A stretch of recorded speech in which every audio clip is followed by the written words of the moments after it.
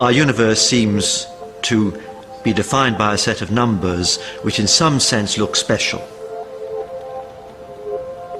If we had different numbers, we would end up with a sterile universe. People react to this seeming coincidence in a number of ways. You could say it's the outcome of some kind of design or providence. We could say it's a brute fact we have to accept, because these numbers might be determined by some theory which we haven't yet discovered. For a while it was possible to believe that the laws of nature were not so precisely set as to require the hand of a creator. But then a completely new fundamental property of the universe was discovered.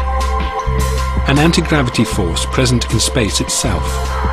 It is called the cosmological constant, and when cosmologists calculated its effect on the evolution of the universe, they realized it had to be very finely tuned indeed.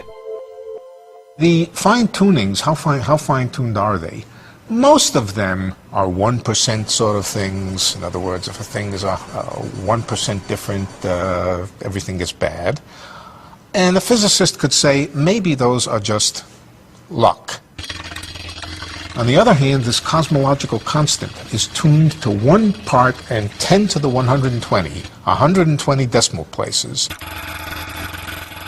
Nobody thinks that's accidental. That is not a reasonable idea, that something is tuned to 120 decimal places just by accident. That's the most extreme example of fine-tuning. No force in the history of cosmology has ever been discovered to be that finely tuned. The cosmological constant needs to be set to 1 part in a trillion, trillion, trillion, trillion, trillion, trillion, trillion, trillion, trillion, trillion. Otherwise the universe would be so drastically different that it would be impossible for us to evolve. That the cosmological constant arrived at such a tiny value by chance seemed to be out of the question, but the alternative explanation was also impossible to contemplate. Physicists did not want to accept the idea that the laws of nature might be controlled by well, the benevolence of nature. There should be no reason why the luck should just have it that we can exist. It's too much, it's a stretch, it's much too far to stretch. It seemed that hidden in the laws of nature was a value so precise that it was impossible to deny that our universe was designed. But a designed universe requires the existence of a designer, a notion that even the anthropic scientists did not want to entertain.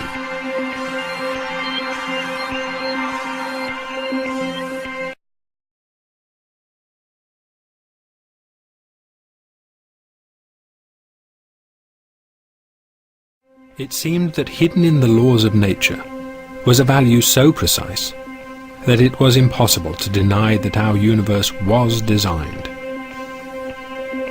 But a designed universe requires the existence of a designer.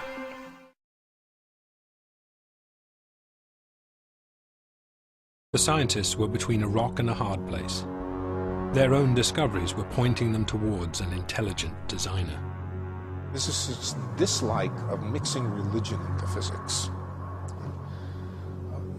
I think they were somewhat afraid that if it was admitted that the reason the world is the way it is has to do with our own existence, that could be hijacked by the creationists, by the intelligent designers.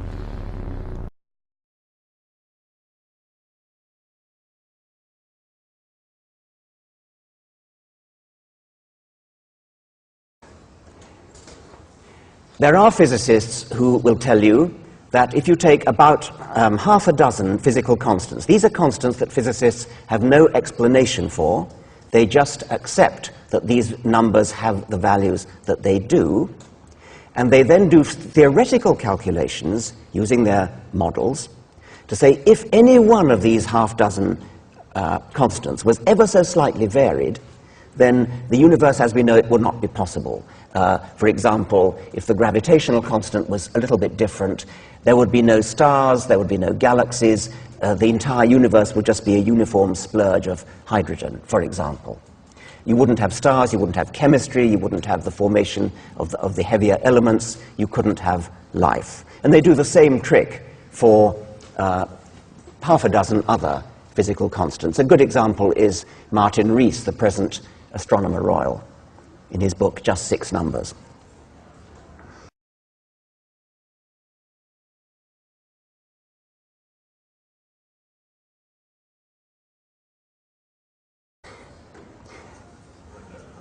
If the constants of the universe are indeed fine-tuned, how do we explain it? How do we explain the appearance that the universe is tuned to bring us into existence?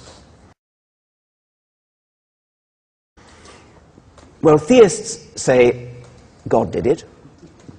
God twiddled the knobs and tuned the physical constants to have exactly the right values. That, of course, is no explanation at all, because it leaves unexplained the tuner.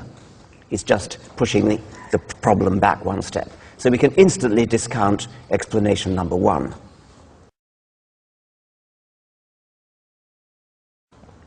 Explanation number two is adopted by physicists, I think Steven Weinberg, who was quoted earlier in this conference.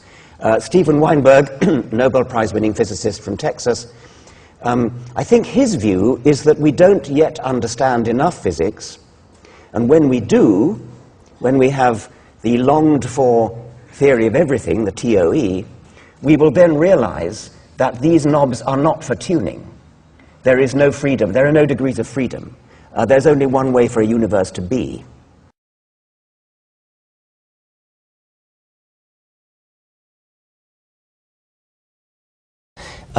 Having accepted the word of physicists that there is an element of fine-tuning, and I've tried to lay out three possible explanations. One would be God, which, as I've said, isn't an explanation at all. One would be the multiverse, and then anthropically, with hindsight, saying we have to be sitting in one of the universes that could give us. But the third one, which I've attributed to you, possibly wrongly, would be what I call the macho physicists, who say, well, it's just that we don't understand why these things are the way they are. One day we will, when we have a theory of everything, it will be understood. But it sounds from our conversation as though that I misrepresented you there.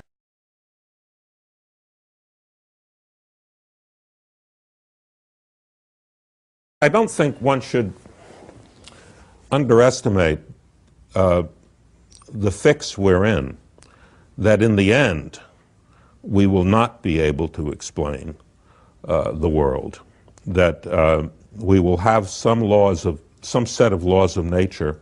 We will not be able to derive them on the grounds simply of mathematical consistency, because we can already think of mathematically consistent laws that don't describe the world as we know it.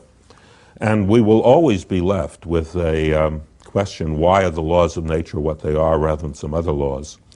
And I don't see any way out of that.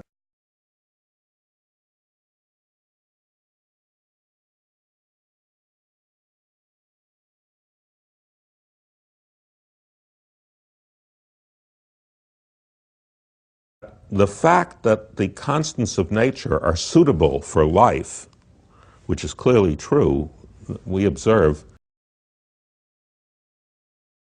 The final idea, which I think probably most physicists at least have some time for, is the multiverse theory.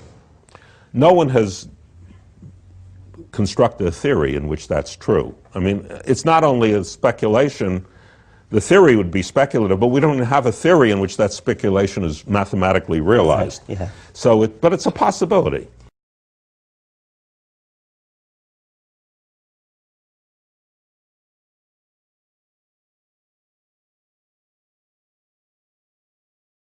And the fact that the cancellation is so precise means that the number of universes in the multiverse you need to postulate in order to anthropically be comfortable with. It is very, very large. And it must be at least 10 to the 56, or in fact, exactly, if you think you have some idea about fluctuations at even shorter distances, I think you would say at least 10 to the 120. In fact, that's a little disturbing